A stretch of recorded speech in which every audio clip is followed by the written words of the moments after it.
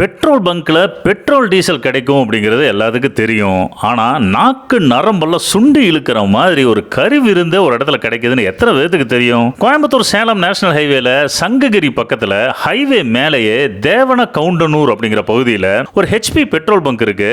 இந்த பங்குக்குள்ள சேரநாடு உணவகம்னு ஒரு non veg restaurant இருக்கு.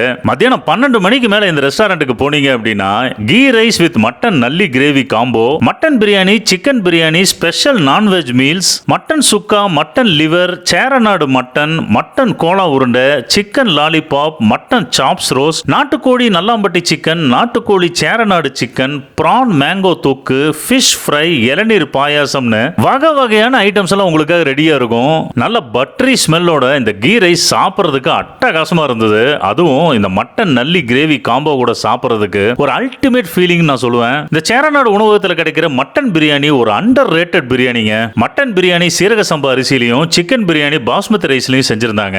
நல்ல குவான்டிட்டியோட சாப்பிட்றதுக்கு நல்ல அரோமேட்டிக்கா சூப்பர்பா இருந்தது. நீங்க மீல்ஸ் பிரியரா இருந்தா இவங்களோட நான்வெஜ் மீல்ஸை மட்டன் குழம்பு, சிக்கன் குழம்பு, மீன் குழம்போட ட்ரை பண்ணி பாருங்க.